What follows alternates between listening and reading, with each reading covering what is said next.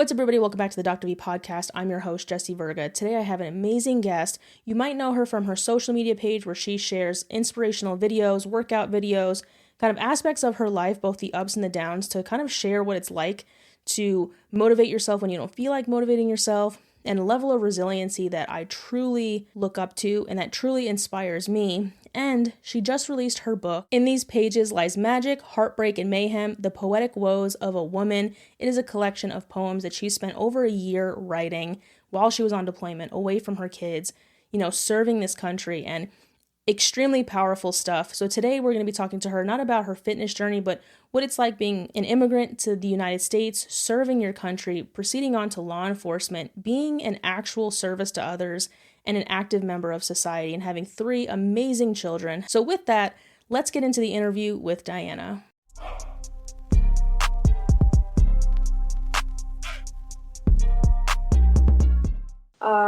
Let's see, from childhood. So originally I was born in Mexico.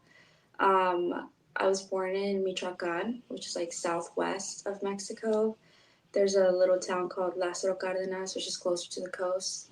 Most of my family's from Apatzingan, but me and my brother were like the odd ones out, and we were born there. Around like 6, I want to say, like 5 or 6, my mom decided to obviously come over to this country, not in the legal manner. She did the whole thing. She sent for us. I think we came over with my aunt, and then we went to Texas first, where we were hosted by a lady there who takes in immigrants. She like gives them housing, she gives them food and stuff in exchange for some labor work, and then I don't know how long we were there. My memory's fuzzy on that. But then we ended up in Kansas. We started going to school there. My first word was apple. I got a duck, a yellow duck that my mom still has for saying my first English word. And then we lived in Kansas for a little bit, went to Missouri, and we were in like Kansas City, Kansas, and then there's Kansas City, Missouri. So then we went to Kansas City, Missouri, and that's where I grew up. Went to school there, did elementary, middle, high school. And then my senior year of high school, well, let me backtrack. When I was like in elementary school, my mom, it was like late elementary, my mom got married again to my stepdad, and he petitioned for us to get our residency. He was a citizen at the time, so it wasn't until my senior year of high school that I got my letter from immigration for my interview, and I had to go back to Tijuana. Was it? Is it Juarez? I had to go to Juarez for my interview, Right. where they have the whatever immigration stuff. Went there, got rejected my first time. I thought I was going to like live in Mexico for the rest of my life. After growing up in the United States, I was terrified. It was my senior year of high school. It was like the first month, so I missed the whole first month of my senior year of high school. I was upset because I had a standing 4.0 GPA. I had a 4.5 GPA, and it brought me down to like a 3.8. I don't know why I remember that, but I was just really mad about it because, that kind of like screwed me over in school. As an immigrant child, like we're super overachievers. We want to be the best at everything. So came back. I decided that I wanted to enlist in the military because it was just the quickest way to get money. I had gotten my residency at that point because I went back for my second interview and they approved me to get my residency. And I don't really know what spurred me on to like join the military, to be honest. I don't remember like the thought process that crossed in my mind. I know that I had spoken to a recruiter. And he was telling me about the OCS process and everything and how I could do that. And then all I heard was like the money portion. So OCS would have required me to go to college and stuff, and I didn't know what I wanted to major in. So I was like, screw it, I'm just gonna go enlisted. Did that, did 4 years active duty, got out, went reserves. Um, when I got out, I was like very, uh, I don't know, I didn't know what I wanted to do with my career. So I started going to school for interior design. Um, and then I changed my mind. I didn't like interior design. I didn't like working with clients. And I started working for a nonprofit ministry, made amazing friends there that I'm still friends with. I was a very devout Christian back then. Um, and I just felt like it was like my purpose to like work there.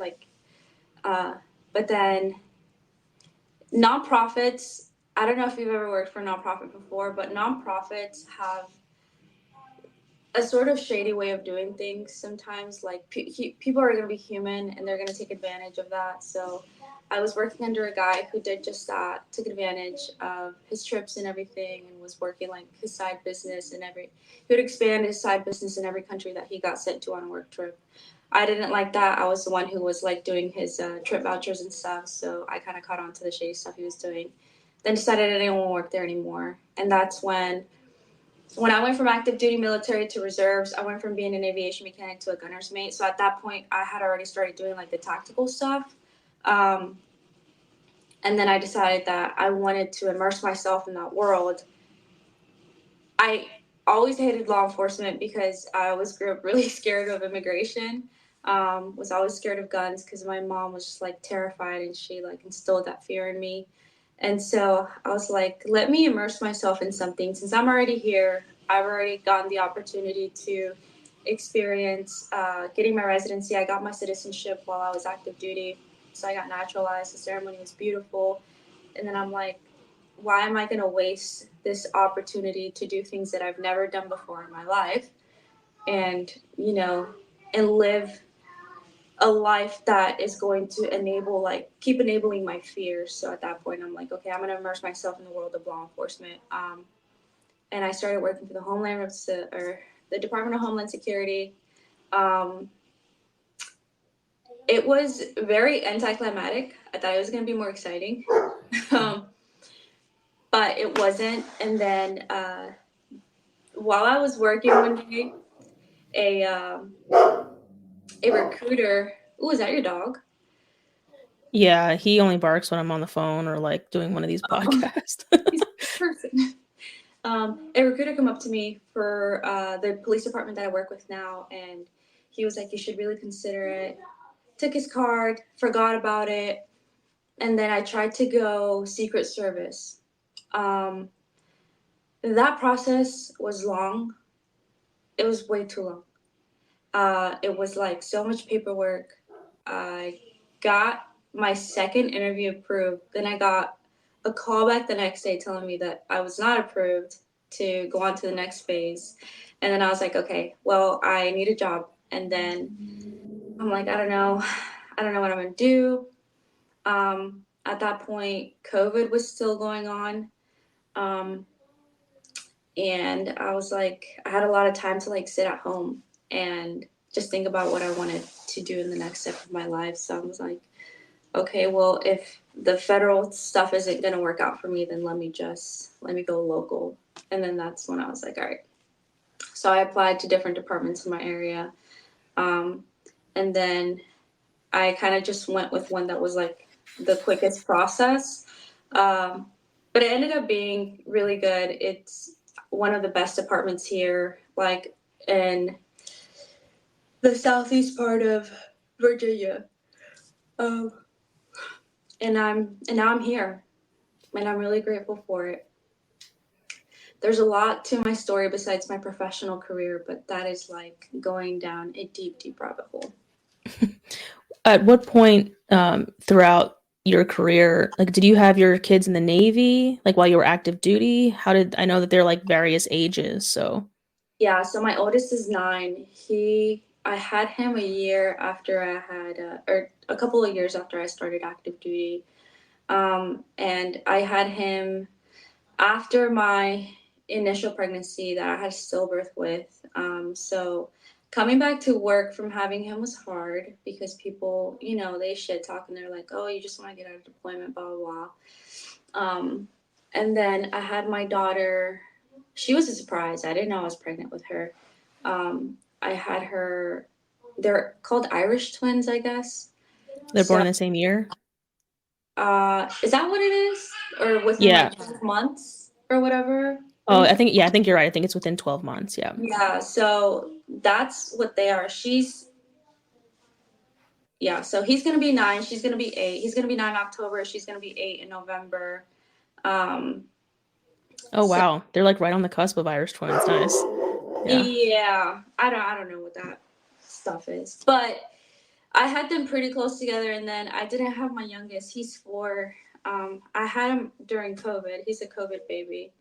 Um, so yeah, I was I had my daughter the year before I got out of active duty, and then I had my son a couple of years in, and then my youngest I had him 2020, which was like 3 years after I had gone out and went into the reserves. Yeah, there's a little to unpack there. So I guess kind of like backing up to the beginning of your story. I obviously work in a position that kind of works with immigrants. How did you find the process back then? Like I know that you guys came here in like the non-traditional route. Well, I shouldn't say non-traditional. The you came here through a different route. Right. Um, how when you did finally apply for residency, or your stepdad did, it seems like there was a long gap between the application and actually getting an interview. Yeah, so well, you work with customs and everything. Each country Yeah. has a different wait period.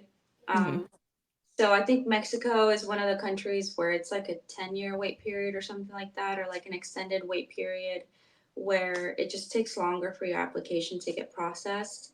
Um, I'm not, that's as far as I know about the immigration process. Should I know more? Yes.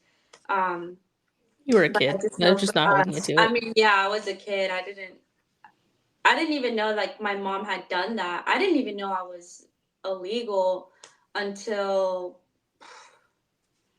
I mean, I was in elementary school. I didn't find out until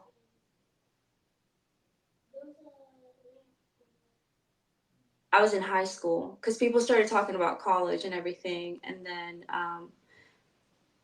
when people were doing like college applications, they asked you for like a social security number. And I asked my mom, I was like, hey, do I have one? And she's like, well, see, this is, you know, what had happened Yeah. was type Yeah. thing. And I'm like, oh, shoot. Okay, so that's a no for me, dog. Cool, got it. Yeah. No, that's interesting. I think now I do pay attention heavily to immigration policy. I actually wrote my dissertation on immigration policy and how it's so Really? messed up. Yeah, I do not like our immigration policy. The way it's set up right now is a business exchange. And I think that there are so many people that are waiting to come here that can really provide and really promote the culture of America that we're keeping on the sidelines or almost forcing to come here illegally. So I don't like 100%. I do agree with that. yeah, I like do. I every week I go to a naturalization ceremony. I think they're absolutely amazing because like They're I go to the beautiful. one in LA. Why people are like, oh my God, I waited so long for this. Like, there was Yeah. so many Filipinos at mine that were waiting years, Yeah. years. I'm not a crier, but like that shit makes me tear up every single time. Because then, mind you, I'm in downtown LA, so I watch this ceremony, and I immediately make a about face, and there's just a bunch of unproductive natural citizens already here, and I'm like, these people busted their ass to be here, paid thousands of dollars, and they're gonna take that piece of paper and go do something amazing now, whereas you got that shit at birth, and you're not doing anything with it. Like, Yeah, sorry, that's like my little tangent on that because I mean, it goes both ways. There are a lot of people who are trying to get here for nefarious activities or to run from for their sure. government. But that's the same for American citizens. When people mess up here, they run to Mexico or they run to like a non extradition country. So it's like, can't really point fingers. But Yeah. I think the thing that trips me out the most as a law enforcement officer is when people like are racist towards me and they're just like, go back to your country. And these are homeless individuals who are doing nothing with their life. And like yeah. I got called a Native American Um, Yeah, it's always when the I hard took R this, every time. when I took this, and I'm sorry that I had. I mean, that's how he said it, I'll believe right? it. Don't worry about it. Yeah. Verbatim. Yeah. But and I'm just like, my God, you're in jail. I'm literally Yeah. booking you right now. You're Yeah. telling me to go back to my country, and you're calling me racist things. Um, like it just doesn't make sense to me. And then Yeah. I see, I encounter my people. Every city has their specific area where there's like a big Hispanic population. They all live in the same area, right? And they're so scared to call the cops. Yeah. They're so I scared. They're terrified. I was walking to court literally yesterday, and there was a Hispanic construction worker, and I was like, "Buenos dias," and he's like, "Wow, one of you actually speaks Spanish," and I'm like, "The representation is low, my guy. Oh my yeah. God, insane." It breaks my heart that people have to feel like they need to live in a state of fear because of the worst case scenario, but I think that fear comes from a real place because of what they've seen. It's just kind of like learning from other people, and it's unfortunate that they're that way. Now, I'm brown, I'm not Hispanic. So sometimes when I go to work, people are like call me a traitor and I'm like, we are not from we are not cut from the same cloth, but I am not a traitor. Trying to help you out. Yeah, So yeah, there's that interesting dynamic, I think, of being a minority in law enforcement. You mentioned nonprofits, which I thought was extremely interesting. So I have my own nonprofit, and we have an entire department dedicated to investigating other nonprofits. So I conduct investigations into like especially really. animal rescues because I honestly like Like audit them and stuff. even deeper than that. So it's interesting that you say that because I think more people are starting to realize the abuse of power that nonprofits have. Maybe not. I'm not familiar with like the religious context, but I've worked with other nonprofits, especially ones that are supposed to be providing aid to homeless Mm-hmm. and just diversions of funds and people working there with extensive criminal histories. And I kind of go in there and conduct I can't say interrogation. It's like not the politically correct term. It's like interview. So I conduct an interview and look into that. A lot of it's open source. A lot of it's talking to people, and then I take all of that information and I petition the district attorney or the county clerk, depending on the municipal organization, Yeah. and basically tell them to do something about it. But then Mm-hmm. I also make that information public because they're a nonprofit. That information is supposed to be public. Correct. So I publish that shit online, Yeah. like on our website. I say, here, this is the results of our investigation. I even investigated Dawn Oliveri, who is the leading actress in Yellowstone. I had Really? to I had to investigate her nonprofit because there were a ton of allegations of misuse of funds and animal abuse. She Wow. rescues horses. All of the allegations ended up not being true. Everything was like legit. She actually funded most of it herself. But anyway, um, so kind of like moving on from that. Sorry, I'm pretty sure I could talk to you about that shit all day. um, You're fine. so Kind so of cool you though. went.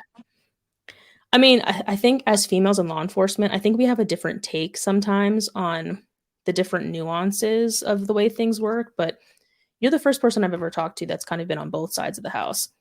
That was federal and then kind of went public. I've talked to tons of people that were public and then went federal. So I think their outlook's different. I met you through social media, Mm-hmm. um, through like a variety of friends, but the Navy's small sometimes, Very. especially on the East Coast. Oh, How do you manage all of that? Because you're a mom, you're law enforcement, you're a reservist, like, and then you do your fitness stuff, you maintain your personal health. How do you find that? yeah. I'm not a reservist anymore, by the way. Oh, My nice. contract ended in July. And to answer that part of the question is I have to be very careful with what I put on my plate. I used to put a lot on my plate and be like, I'm gonna figure it out as I go. But as my kids get older and as they require just a lot of time with me, like they're more cognizant of me being away from them. Also, like going through my divorce and everything, that like affects them even more. So I need to provide them more attention, more love, more care to help them like just navigate this big change in their life. Um, so I decided to get out of the reserves. well, I didn't just, I was going to reenlist, but some paperwork got messed up. And then, I ended up just, my EOS came up and I was like, you know what, this is probably actually for the best. Because now I don't have one foot in one career and one foot in another. And I felt so stressed. And now that I'm out, I feel like there's a big weight or a significant weight lifted off my shoulders because I don't have to worry about drills and getting sitters for my kids. I don't have to worry about putting in orders or giving my job my orders and taking days off and figuring my life out before I leave and this and that. And then not seeing my kids when I'm gone like 2-3 weeks at a time. So I had to really think about what is a priority to me. Like, first of all, what's my purpose in life? What's my passion? And what are the wickets that fall under the purpose in my life? Like, what am I going to pour into?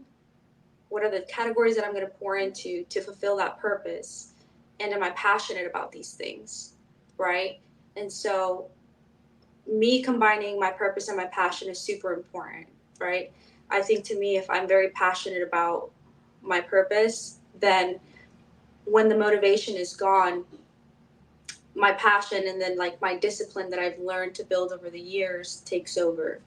When I'm having a bad day, I'm just like, I am having a bad day, but my passion burns greater than my bad day.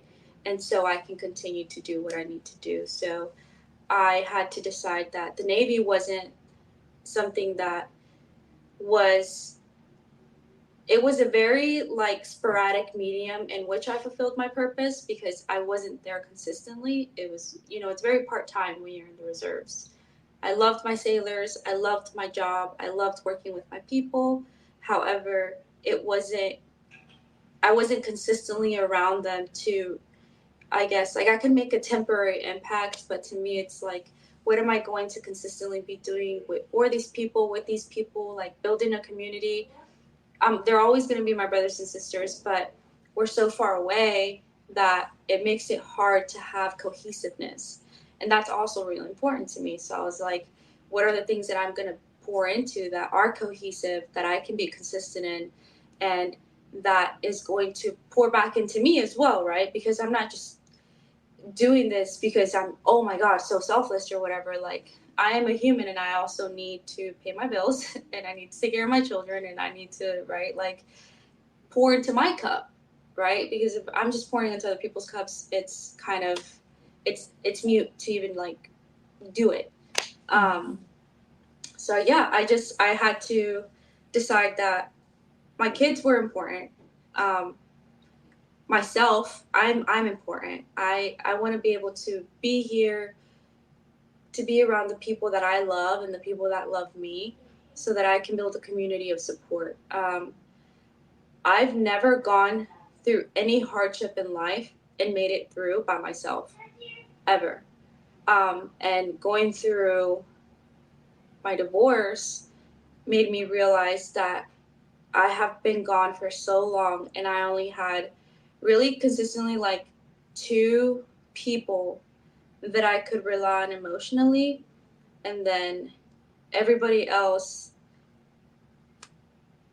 was like, they were like very sporadic interactions with them where, I cared about them, they cared for me, but I didn't have a community. So my point is, I just decided that I wanted to be here. I wanted to be present. The ministry of presence is super important to me. So I was like, okay, my kids matter to me. Being present around the people that I love so that we can pour into each other matters to me. My job matters to me. My love life matters to me. And so I navigate my life in a way in which, you know, I'm able to pour into my children, pour into my job. It's never going to be a good balance. Sometimes you're pouring more into one than the other. But I also wanted to pour into myself and like be able to be around just around my community, to really make an impact. It's like I can make an impact through social media, but I'm not on social media all the time, right? But I am, if I choose to be around people that I can impact with, being there for them, doing things for them, being there for my children, to listen to their problems and kiss their boo boos and stuff, and make them delicious dinner and cookies and desserts. And when I really thought about it, I'm like, if I were to die, if I knew that I was gonna die tomorrow, I wouldn't choose to deploy. I wouldn't choose to go out of town for business, to progress my career, do something for something else. I would choose to do things for me, things that fulfill me. And so I'm like, and so if I knew that I was going to die tomorrow, like, why am I not doing that now? So I had a shift. I used to be very active on social media, but I've slowed down a lot because my mindset shifted to more important things. No, agreed. How do you find now in terms of like, because you mentioned a support system, now that you've aligned, it sounds like you've aligned your passion and your purpose. Do you find that that's reinforced your support system or introduced new people into your support system, or how does that dynamic kind of worked?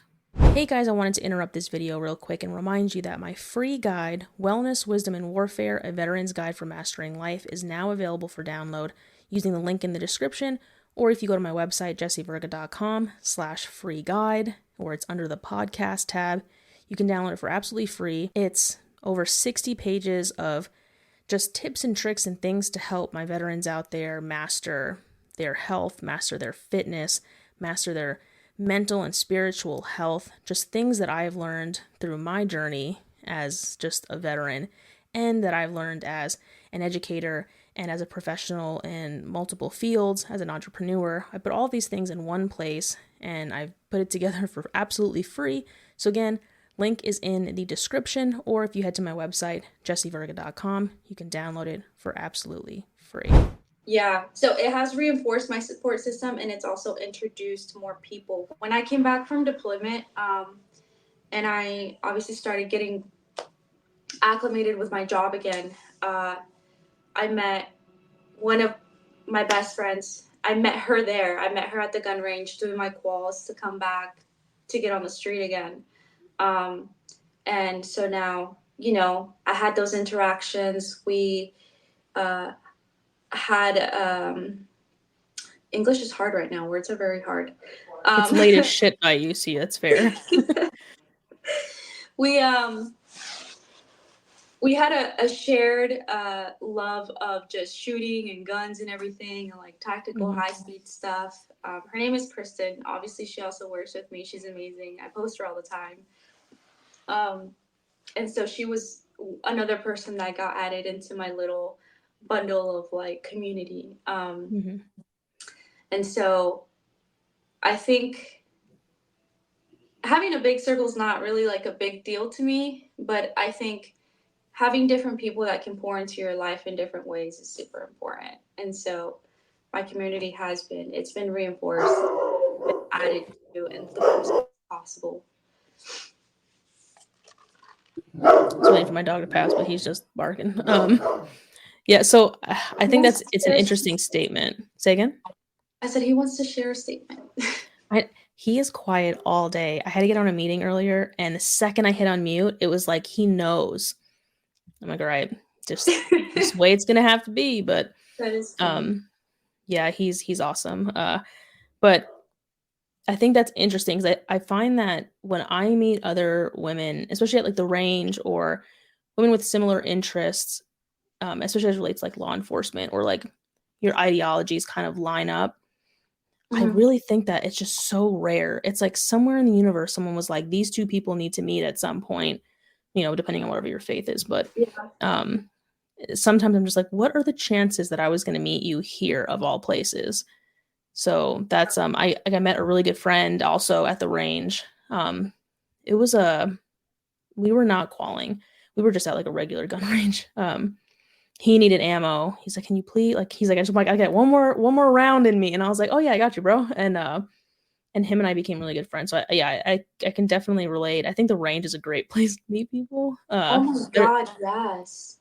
better than a bar. Like, It is because it's like I think a range is it's such a vulnerable place. If Mhm. you wanna get really vulnerable with somebody, I think you should go shoot together Yeah, because yeah, you're either gonna like I don't know, you just always show right where your strong suits, your weak points, and you get to see those in them too, and then you get to familiarize yourself with like new concepts. It's like learning things together and trying to figure out how to get better at something, which is shooting, obviously. hmm It's, you know, you're both admitting that there's space to learn and you're giving each other like a safe space to navigate that. And I love the range for that reason, honestly. yeah. No, that's definitely true. I mean, I'm sure that can be said for a lot of things, and I'm thinking. I'll tell you a story after all this, but there's a funny story about the range. I guess so. Kind of shifting over a little bit, you mentioned. I like the metaphor essentially of like not pouring all of yourself into something that's not going to give back to you, and that kind of like system of compatibility and that comprehensive like cohesiveness. I know that you have recently started on a little bit of like a business venture. You have like a poetry page, and I think there was a book, if I'm not Yeah. mistaken. Yes. So I think, I mean, I don't know you. I don't know you very well. I guess I could say I know you Yeah. from social media. So I thought that was really impressive because whenever someone shows essentially a vulnerability and a creative side, I'm like, wow, like there's so many facets to you. So can you talk a little bit about that and that like where that poetry came from? Yeah. So damn. I started writing poetry. I've always written poetry, but I really, really started getting into it when my ex and I first started like decided to separate. It was just like a really healthy outlet for me. I I've talked about it before on my lives. Like I resorted to drinking heavily, not in a way where it like endangered myself or endangered anybody, but on like when I was on my own, even or when I would go out, like I would overdo it. Like would I be safe? Yes, but that's not the point. The point was that like I overdid it, like when you drink too much because you're trying to escape, you're not like you're not doing it to socialize. And so Mhm. I got to that point and then I realized that I didn't want to be that person. Like I looked at myself in the mirror one day and I was like, man, I don't like who I'm looking at. Like she's different. Yes, I'm more fit. I was skinnier. I felt better about my physical sense, but like my inner world was a mess. Um, and I needed something to put my mess into instead of like trying to get rid of it, trying to numb it in my head. I needed to put it down on paper, and that was like the best outlet that I had. I started writing. I started writing about how I felt. I think in my marriage, if I was just to give a little bit more, my ex was just very emotionally disconnected. And I learned to be that way too, so that I wouldn't, just to appease him and so that I wouldn't like make him mad if I was ever emotional about something. I became a very logical person. I suppressed my emotions so much that I didn't know how to express them anymore. So writing helped me. It helped me just like think about how I really felt, um, and process like all of my experiences. The biggest thing that I started writing about that I never fully processed was the stillbirth of my daughter. Um, that was just something that I always carried with me, and I I never knew I never knew how to grieve. Like I cried because I was sad, obviously, but I didn't know how to process my grief. And so I started writing poetry to to help me do that. And then eventually, that helped me. I realized that that helped me get to like a better mental space about what happened, and And then I was like, man, like this is therapy in a sense, you know? So I just, from then, whenever the separation came along, I just started writing poetry about how I felt, um, different situations that I never processed, and I didn't want to resort back to bad habits.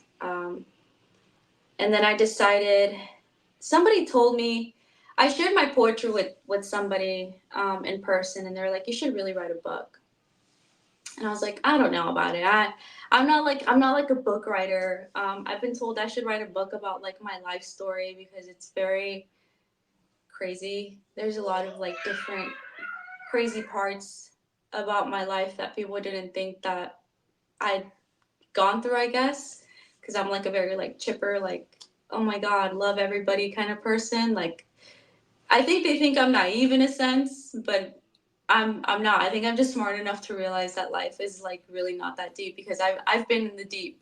It's really not that deep, you know what I mean? And so yeah, I then decided on, I had this journal that I bought. um my ex and I actually went to Barnes and Noble, and I was like, "Oh, I'm gonna buy this, and I'm gonna start writing my poetry, and I'm gonna make a book." And he's like, yeah, "Okay, whatever." Like, I was like, "Okay." And so I think I just took it, and I took it with me on deployment, and I decided. I don't know if you saw that post, but last year I was like, by this time next year, I'm gonna have a book released, and so I Mm-hmm. dedicated a lot of time on deployment just writing about, now that I was able to take myself physically away from my situation, um, I was able to have the space to process because I wasn't in the midst of like what was causing my emotional, what's that word, turmoil. Um, Mm-hmm. so I was able to just have that space, and I just wrote. I wrote every time I I started crying. I was like, what am I really feeling? Like, why am I feeling like this? Like, and then I just wrote, and like I would like sometimes just sit there like super sad, and like verses would just come into my head, and I'm like, oh my god, this is like such a great poem. And I wrote it down, and I'm like, it doesn't matter like how silly it sounds, how silly, I don't know, the words seem, or my emotions seem on paper, like this is, I'm gonna choose to be vulnerable enough to put this out to the world, because I've talked to so many ladies who have gone through the same thing, and they don't talk about it. Like, divorce is such a shameful subject, right? And I think like as moms, we feel so much guilt to even try to process it. We're just like, we're strong, and we can't show our kids our weakness, you know, like that's like the minority mindset. It's like, Mm-hmm. um but I was like, I'm actually not strong. I'm not, but I'm capable, and that's what I want to show my children. That's what I want to showcase through my poetry. And that's how I decided that I was going to follow through. And it wasn't even meant for anybody at all. It was like meant for me, like that I'm capable enough to be vulnerable, because I had been so emotionally closed off for so long that I was like, if I can do this, then, you know, I can be vulnerable in like the everyday things. So it's more of a challenge to myself. Yeah, I think that level of resiliency, I think that in itself is such a powerful lesson. I was essentially raised by a single mom. My mom and I are best friends. I didn't really have a close relationship with my father, even though he was in my life. We were not very close. And my mom's resiliency and her ability to kind of like start from nothing and continue to be that like warrior for me was like the greatest impact, Yeah. as especially as the oldest, to see that. Oh, you're But the I oldest. Yeah, I know, I don't Sorry. know how that worked out. um, You're doing I'm a great. giant child. But it's funny, so I'm gonna show you something real quick. So I journal all of the time. I don't write poetry. I'm not creative in that space, but I have found that journaling is like the best outlet for me. So I have like all of these journals, dusty as hell, and like these For little all the notebooks. school? Yeah, so they Such each an have like their own theme. So really yeah, and I'll share some of tell that with me. you. So there's this book right here. This is totally just this is like my podcast space, but it's Yeah. also the quietest room in my house. So I come in here to journal. So this is called The Pig That Wants to Be Eaten, and it's 100 kind of like philosophical questions because I found that now I'm not a parent, but especially coming from like immigrants, like my family immigrated here from South America, Okay. you're kind of taught to be, I think it's a cultural thing. Like you're taught to be strong, you're taught not to be vulnerable. You kind of just got to keep on chugging forward. And I found it very difficult for me to be vulnerable, even alone, like Yeah. to allow yourself to grieve and allow yourself to feel what you Uh, feel. yep. So I got this book, and it's just a bunch of philosophical questions, like even something as simple as like, is there such thing as free will? And so I have a journal where I ask myself and I talk about these like philosophical questions. And then, I have like this journal. That was loud, sorry. Um, this is kind of like a daily journal where I probably shouldn't show this on screen, but but like oh, anyway, yeah, it's whatever. This is kind of more like what's happening day to day and like how an experience made me feel, because Yeah. that's a foreign concept, I think, to communities. But like, yeah, it's I have books here too. Like, I just started reading the Bible. I didn't grow up Catholic or well, my dad's side is Roman Catholic. I didn't grow up that way, so like I'm like finally reading the Bible. How's that Um, Say again. how's that going? You know, um, I actually have a book in here that's specifically for. Oh yeah, it's this one right here. Like I take like my favorite quotes out of the Bible and I put them in this book. Um, I think it's interesting. So my mom is Hindu and my dad is Roman Catholic. Okay. So crazy Did they get differences. along? Uh no. No. They were like never even together. I've only ever known my parents separated. But in terms of philosophy, it's entirely different. So and I work with a lot of Christian business owners and they talk to me sometimes and like sometimes they want to pray together before a business meeting and I'm like, all right, like I Yeah. think I'm a faithful person, but the Bible has been interesting because I'm going into this kind of never having really had any guidance. So I've tried going to some churches, but I find that all these mega churches they really give off like culty vibes. Oh, 100%. I'm like, you got a guitar in this place? Like, this is I'm weird. telling you, man, I came from such a very, I wouldn't say conservative, but I was in the church from, man, ever since I can remember. And then I didn't get out until, shoot, I want to say like short after my son was, well, during COVID actually. I Wow. went Yeah. a little bit after, and then after that, I was like, you know what? I think COVID kind of just that time away made me realize that I didn't need. The community was amazing, the people were amazing, but I think a lot of people have like herd mentality, Yeah. and it's like that when you bring a bunch of people who are just very needy together. They tend to, we want to feel validated and stuff like that, which is okay. It's a very human thing to do, but then in your in seeking validation, I think as a congregation, you invalidate things that are outside of like the norm of religion, and it Yeah. kind of makes people feel, people who are not like them feel like very outsiders. And I don't think that they do it intentionally. I just think that they do it subconsciously because we want to feel like we're a part of something. Yeah. That's so when I approached this, a friend of mine, he's actually the one who kind of inspired me to do this. A really good friend of mine. He listens to the podcast, so I won't name him by name, but he joined a church, one of those mega churches, and it became his entire personality.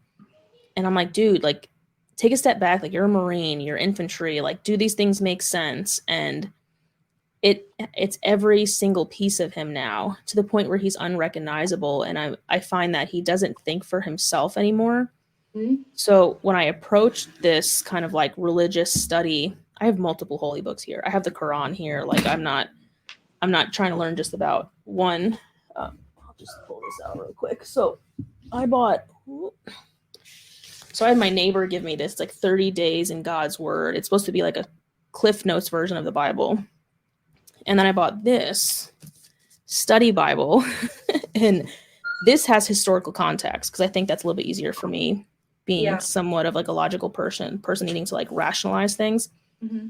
It kind of aligns biblical text to actual historical evidence, so you can kind of delineate between what may have been more of a story and what could have possibly actually happened.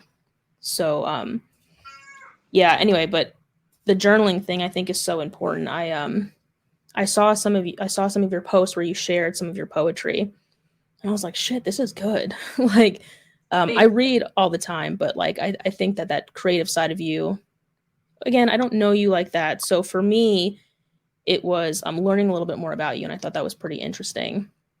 So I'll have to leave a link for that. Is that still for sale, your book? It is. It's on Amazon. I have an Amazon list for this podcast, so I'll make sure that I add it to the list. Thank you. Yeah, I got you.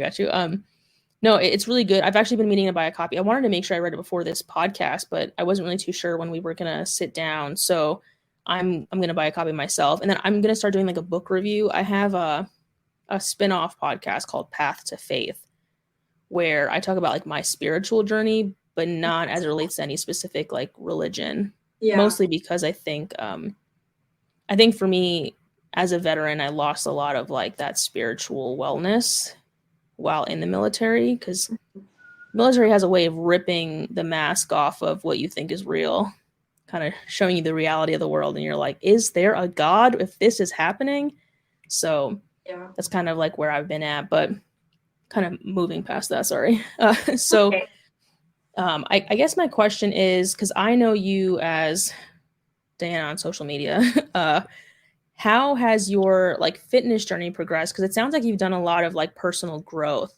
So I'm curious as to how that's impacted your like physical health and your fitness journey. Yeah. My fitness journey is a direct correlation of my mental health. Um, if you go back to the beginning of when I started working out, I was very small. I was a cardio bunny, and I killed myself and deprived myself of food. And that was when my world started crashing down with my marriage just not going well. And I did it more out of like spite for my ex. And I'm like, oh yeah, like I am like the best thing, that's the best looking thing that you're going to be with or whatever. Right. So I lost a lot of weight, and not in a good way. Um, but I'm grateful for that because it did kickstart the journey that has led me to where I am now. Um, and then obviously I went through my pregnancy. My pregnancy with my son, my last baby, my youngest, it was the best, honestly, the best pregnancy that I had ever had. I had a strong, after I had immersed myself in the gym community, this was a couple of years after my very, like, I wouldn't say I was anorexic. I just had a very bad relationship with food and myself. Um, but at after that, a couple years after that, when I got pregnant with my son, I had built a great community within the gym, and I had people along that were like training alongside me that taught me how to eat properly, how to train properly. And so my pregnancy went really, really well. I worked out literally up until the day that I gave labor. And after that, my recovery was that much better. My world was still kind of going in shambles. It was slowly crumbling away, but fitness kept me afloat, honestly. And then the people that I met through fitness I am forever grateful for them. Like all the ladies that I am still friends with that my kids call auntie. They literally, I don't know what I would do without them. I don't know that I'd be here. Honestly, like alive. Um, and so after that, after I went through like that very terrible like mental stage, I was still working out obviously, but um, mentally I was not well. But because I had that outside support, I was able to kind of just continue. I had built the discipline for it already, and it gave me something to look forward to every day.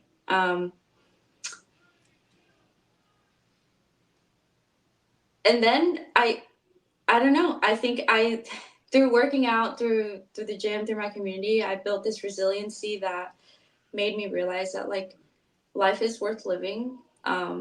Being able to have the body that I have, the health and everything, like is something that I'm very deeply grateful for. And then when I started realizing that I am grateful for what I can do physically, I literally mentally started practicing gratefulness. And at that point, I was going through the academy. I started the academy 7 months after I gave birth to my son, so I wasn't even fully recovered yet from my Oh birth. shit. Um, Yeah. but I discovered David Meltzer's podcast. I don't know if you've Mhm. ever heard his podcast. They're super short, to the point, but a lot of what it touches on is gratefulness and living your purpose, living in your passion, and things like that. And and so once I started practicing gratefulness, my mental health, I kid you the fuck not, it flipped. It just flipped a switch in my head, and I'm like, there's literally nothing. There's nothing that can break me, right? Because it's all a lesson. It's a redirection, right? So I started thinking differently. Once I started practicing gratefulness, I started thinking differently about my problems. Um, and I started looking at them as lessons. And yes, there were still things that I had to navigate through, but they weren't things that were detrimental at that point for me. And that helped me get through the academy, like physically and mentally. And then after that, it was just kind of like I was just in a flow, and I've been in a flow ever since. Um, and it's been amazing. It's been amazing to just kind of see like my mental health journey, and like when that switch flipped, how I've been able to just grow from that.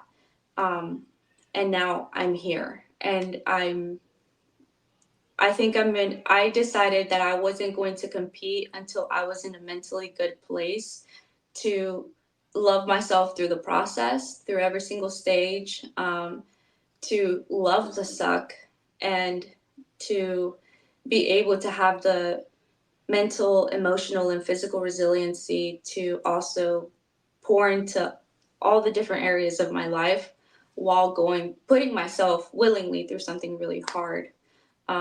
So now I'm here getting ready for my first competition, um, after allowing myself to build that mental resiliency. What category are you going to be competing in? It's my first show, so I'll be doing amateur NPC wellness. Oh, wellness. Yeah, that's good. I mean, yes, you'll be in like the novice categories, and I think you can be Novice. novice for like the first two or three shows.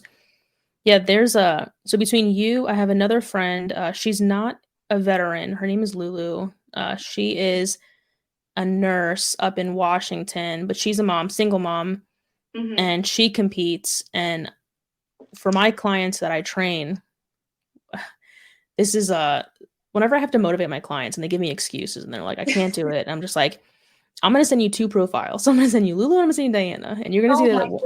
that. And I do. A lot of my clients, I've sent them your profiles because I'm just like, we can all make excuses, but here are two people who don't have kids, like, or here's two people that have kids. You don't have kids, Yeah. and they're getting it done. So sometimes I think my clients need to see. It's hard for them to relate to me because I'm like, oh yeah, like I have all the time in the world to go to the gym Yeah. and to work out and like do everything else. But for them, they see us kind of like on level in terms of time. They're like, "Well, you take days off." And I'm like, "I do, but I'm reaching my goals in my own way." But a lot of times people make a ton of excuses and I'm like, "If you have a mother of 3 who's preparing for a competition on top of being law enforcement, not that you should compare yourself to anybody else, but I think that there is a level of dedication and passion that needs to be reached and it is possible and here are 2 people that are making it possible." So Yeah. I think that's kind of why I originally followed you because anytime I feel like a lazy piece of shit, I'm like, "Bro, there are people who work all day and go home to kids and then go to the gym." And I'm like, "I go to work all day and I come home to nobody. Like I have no fucking excuse." So I think it's important, at least for me, I try to surround myself with, even on social media, with people who I look up to in a sense. Because if I just packed my social media with like celebrity drama, I wouldn't get anything done. Yeah. I think that's a good point. I think for me, it's the reason why I have discipline, yes, but also you have to have people in your life that keep you accountable in the areas that you want to be better in, right? Mhm. You can't be around people who keep you enable you to be in like that complacent mind space. So Yeah. I have somebody that challenges me at work. I have a lot of people that challenge me at work actually. My boyfriend being one of them. He's like one of the gosh, he's a really great law enforcement officer. Mhm. Um, my best friend, she's a go getter. She's proactive. She's like high speed as fuck, and so is Kristen. So Brandy and Kristen are amazing. Michael's great. And within the gym area, obviously for competing, I have to have a coach, right? But um, he he's literally like the most caring and genuine person, but he's also so knowledgeable. But he takes the time out to like call me and be like, "Hey, how are you doing? Like, how's your mental? How's your week going? What areas are you stressed in? And da da da. And like, how can I help you? You know, stay on track and be accountable and stuff like that. Like, and within the gym, obviously, you're always going to be around people that have a physique that's better than yours or do things that are stronger or just like way more knowledgeable. Um, you actually, whenever you sent me your book before I released my book, Oh, really? you did, Yeah. but you sent me, you were telling me last year that you're working on a book and you actually really inspired me to follow through with my book. And I don't think that I ever told you this, No, but hell yeah, though. That's good. talking to me last year about writing your book, I was like, here's a woman who also does similar things to me, who is super smart. She immerses herself in different things in life, right? Like you do jujitsu, you train people, you're writing a book, you're in law enforcement, you have clients like insane, right? Yes, you don't have kids, but you still find a way to pour into other people and then do something that you're passionate about. And I was like, I can do that too, right? Like, and I can be, I'm capable, just like she is, that to be able to do those things. And I think that's super important. And it's what you do for your clients, right? Like, it's not comparing yourself to other people, it's seeing the it's seeing that you are capable, like this person is capable and we all have the capability to follow through on things that are hard but that are so worth it. But Yeah, I yes, think through opening art. that possibility I think is extremely important. I'm glad you wrote your book because I think I have like these mantras. That's what I call them. Like so one of my mantras is to be a service to others. And that's kind of what I try to do in my publications and that's what I saw in your book. So and even with your social media, I think that there are some misconceptions sometimes about people who post workout videos on social media and I'm just like it's so powerful for others. So I see sometimes like even on my own post like the negative comments and I'm just like you are getting in the way of someone else's journey. Like keep that shit to yourself. It drives me nuts. But because of that, because of the fact that like there is in some remote way the ability to inspire somebody to do something that they've been putting on the back burner. So no, absolutely. So yeah, I appreciate you saying that. That I'm glad that it served more than one purpose. But yeah, the other thing I had a question about was a little bit about females in law enforcement. I have a little bit of a different perspective, I think, on this in terms of I think we should have more women in law enforcement, but also for the women that are already in law enforcement, that they, I feel like sometimes there's a little bit of a burden that we carry about, the things that we're facing, the things that we're doing, and constantly being in competition and bringing kind of a little bit of a different insight to the world of law enforcement. So, how have you found? I know you work for a great department, and it seems like you're surrounding yourself with other like amazing women in law enforcement. How have you found that dynamic of being a female in law enforcement? Um,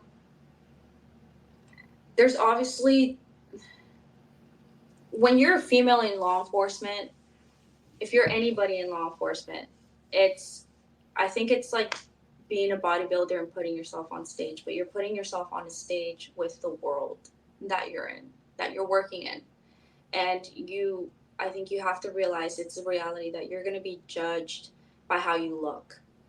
Um, that's the first, when you're walking up to a call, people aren't going to ask you for your name. They're not going to ask you where you're from, right? They're going to see you as a female in uniform, and they're immediately going to make a judgment, right? They're immediately going to have some sort of opinion about you. Um, and I had to come to terms with that, but not to be conceited. I just know that I look the way that I look, and people Mm. have always thought that about me. People always have an opinion, they always have something to say, and they always think they have the most surface level opinions about me specifically. And I'm just talking in my experience. But I don't really, that's just like noise to me. You know what I mean? Um, I think for me, the way that I navigate anything and the way that I've navigated working in environments pretty much all of my adulthood where it is a male dominated field, it's just like honest to God, just remembering my purpose. Like, why am I here? Am I, and like you said, you're here to be of service to people, right? I didn't take this job on because I knew that it was gonna like fulfill me and my good emotions. It's not. That's the reality of it. It's not, right? You're gonna get called a lot of derogatory stuff.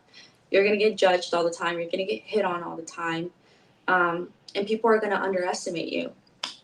But as a female, I think it's super, super important to first, if you're going to take up a job in law enforcement, you need to have either a passion or a purpose behind your reasoning. Um, Second, you need to, and this is me just being dead ass. Like, you need to make sure that you're going to be an asset for yourself, for the people that you're working with, and for the people that you're going to be helping, right? Um, so the way that I navigate myself within the job to be confident to be able to do it and be confident in myself and my skills, and so that my teammates are confident in my abilities to help them, is by keeping myself fit. That's also another reality. I think that you cannot be a female in law enforcement and like let yourself go or be complacent in your physical abilities to do things, because that is a lot of what our job entails. It is physical things. But most importantly, and this is with males and females, is making sure that your mental health is good. You can't try to emotionally regulate anybody without being able to be emotionally regulated yourself or emotionally regulate yourself in real time. So you need to be very cognizant of your triggers. You need to be very cognizant of things that are going to kind of like bother you more than some. I know things for me personally, like any cases that have to do with like small children or children being neglected, like I know that sometimes you don't have a choice, right? You're the only person on call right then and there on the street who's available. And you're like, okay, like I have to deal with this, and you have to make sure that you emotionally prepare yourself like every single day. It's like you come into work with a combat mentality, but I think you need to be able to be very realistic mentally, but also be very emotionally regulated. And it's a combination of both. It's a combination of being mentally there, emotionally there, but physically there too. No, I agree. I think that can be said about both genders, and I'm kind of glad that you approached it that way because while I do feel that women in law enforcement have a little bit of a different perspective because we're the minority, I think that everyone should be treated the same. And I'll be straight up. Like when I see a fat person in uniform, I'm like, bro, like you're supposed to have my back.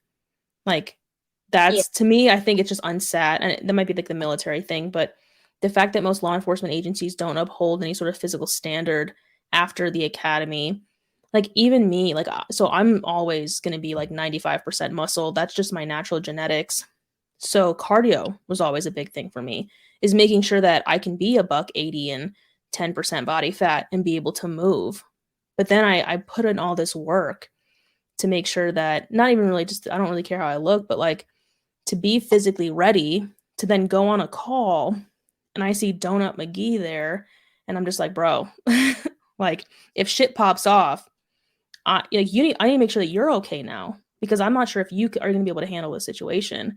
Hmm. So I'm fortunate enough to work with a lot of the female law enforcement officers that I work with, even as like a volunteer with the sheriff's department, they're all pretty on point. Like Yeah. I can tell that they care about not just their own health and their own well-being, but about the well-being of the people they're working with by being physically ready.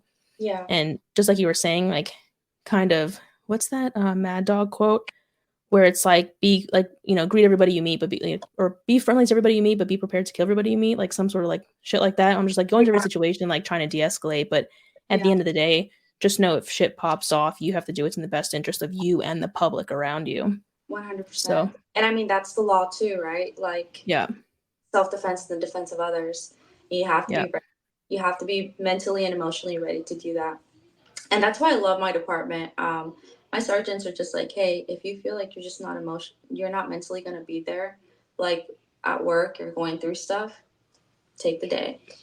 Like yeah, that's it's a liability. It's a liability, and you have to be very honest with yourself. Like you have to be able to, take accountability of like how you're really feeling, and if you're able to be an asset that day. And if you're not, it doesn't take away from you as an officer. It's just like it's actually I think it's a sign of just being able to be realistic about who you are as a person. It's a sign of strength and saying like, hey, actually I'm not okay, and I don't think that I'm going to be able to be much help to the citizens or my coworkers. So yeah, maybe I should take a day. yeah, I think that's a lot of law enforcement. You get into uses of force, you get into things that you shouldn't be doing, right? Violating people's rights because you're so emotionally volatile that you don't realize what you're doing at that time. yeah. I think that level of self-awareness is important, and especially if you are a public servant, I think it's important to be aware of that and just know that like you're not going to be the best, but to develop the skill set to understand that you are having a bad day. I think I've actually been thinking about going like full time local law enforcement because I have an amazing sheriff out here, and Yeah, I'm like, I would love to work for this guy. Like, that's awesome. I love my boss, but at the same time, I'm just like, I want to work for this guy. He's like, sorry, sorry, DHS. Like, I kind of want to go work for Homeboy over here because Isn't that I going to just be like a huge pay cut though? huge like is an understatement. But again, I think aligning my passion and my purpose, kind of like how you're saying, I think that I feel so detached to my purpose and what my mission was, which was to be a service to the country. I think you're very far removed, and even though I remind myself of the mission of the agency, at the end of the day, sometimes I feel like I would like to do a little bit more. It's Um, more of a direct impact. yeah, 100%. Toward, yeah. And then, just to be that face. Like I remember the first time I saw a female officer, like, I grew up in New York, so the first time I saw an NYPD officer, no, my family's like all law enforcement, all NYPD. And I remember the first time I saw a female, it was actually at my uncle's academy graduation. And I was like, yo, chicks can do this? Like, I did Yeah. not know that.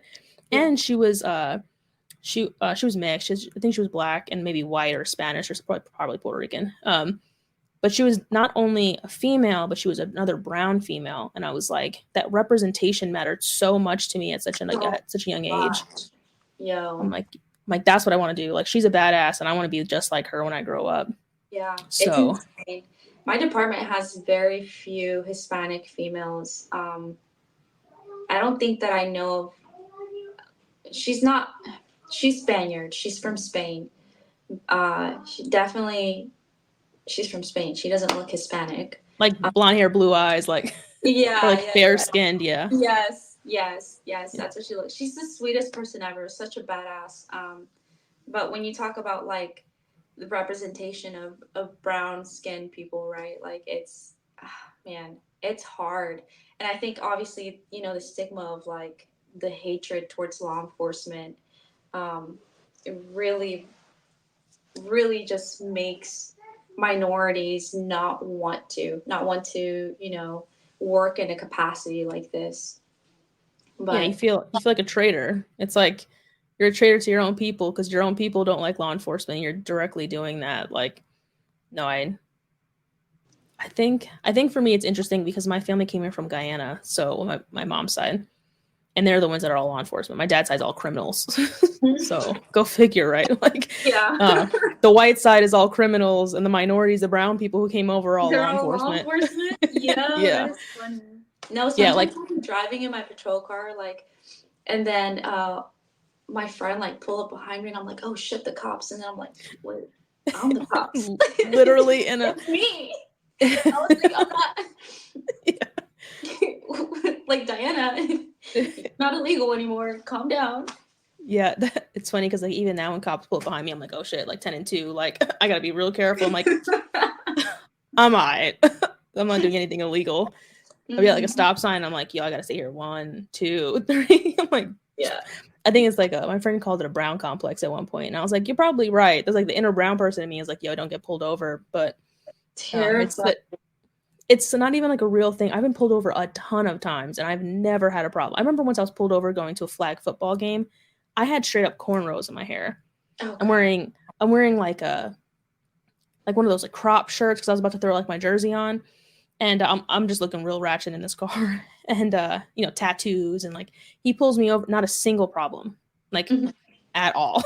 Yeah. He gave me a speeding ticket, but I didn't have to show him a badge. I didn't have to show him, like, I didn't tell him like, you know who I am, or like, you know who I know. Yeah. Just accepted my infraction and kept it pushing, but never had a problem. Now, that's not to say that other people's problems aren't real. There are bad apples in every field. Yes, yeah. I mean, But we've had my department too, and it's really sad because you're just like, dang, dude, I trusted you I worked alongside you. I trusted your judgment, and then you realize that like you think you know somebody, and then like you really don't, and then you feel bad because it's like, damn, like then I mean, coming from the other side prior to being law enforcement, like I could always empathize with people having really bad experiences because I had bad experiences myself. But I think when people who've never had those bad experiences, and then they realize like within their own department, there are people who just, they're not honest. And you're like, okay, well, you can see where like the citizens come from, and they're like, okay, it's hard. It is hard in a sense to trust law enforcement because there are incidents of just people having bad experiences, and they should, and we want them to trust us to help them, but then you have people who fuck up and do the wrong thing, and it just ruins it.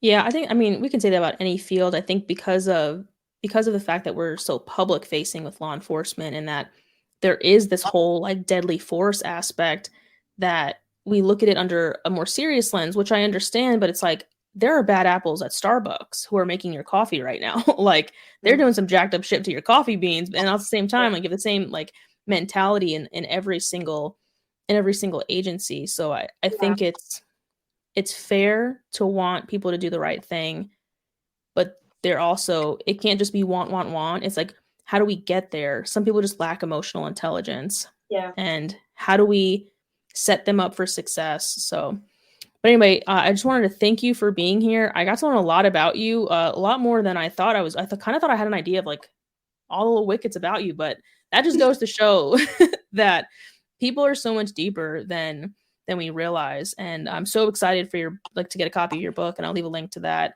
And thank you again for being here, taking time away from your kids to. Yeah, thank you for having me. I No, appreciate it. absolutely.